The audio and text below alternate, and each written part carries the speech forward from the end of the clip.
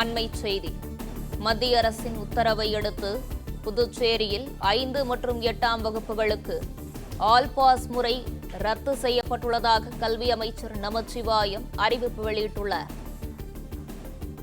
புதுச்சேரியை பொறுத்தவரை பெரும்பாலான பள்ளிகள் சிபிஎஸ்இ பாடத்திட்டத்தின் கீழ் செயல்படுகின்றன எனவும் புதுச்சேரி கல்வி அமைச்சர் நமச்சிவாயம் அறிவித்துள்ளார்.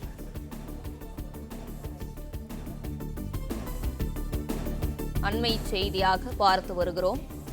மத்திய அரசின் உத்தரவை அடுத்து புதுச்சேரியில் 5 மற்றும் 8ஆம் வகுப்புகளுக்கு ஆல் பாஸ் முறை ரத்து செய்து கல்வி அமைச்சர் நமச்சிவாயம் அறிவித்துள்ளார்.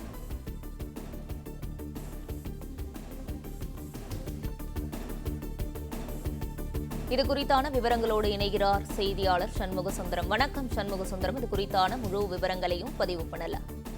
வணக்கம். புதுச்சேரியில் தற்போது சிபிஎஸ்இ பாடத்திட்டத்தின் கீழ் அனைத்து அரசு பள்ளிகளும் இயங்கி வருகிறது.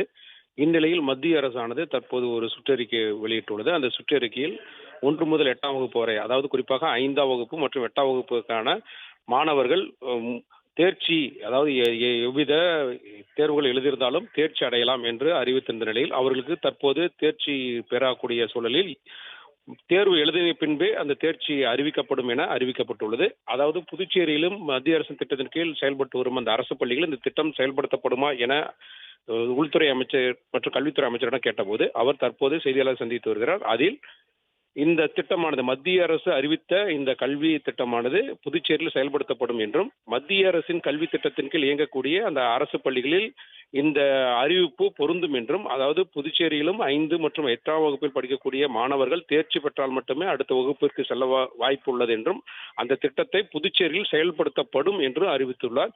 மேலும் தனியார் பள்ளிகளிலும் இந்த திட்டம் செயல்படுத்த வேண்டும் என்றும், புதுச்சேரி கல்வித்துறையினுடைய கீழ் செயல்படும் அனைத்து பள்ளிகளிலும் இந்த மத்திய அரசின் அறிவிப்பு பொருந்தும் என்றும் தெரிவித்துள்ளார்.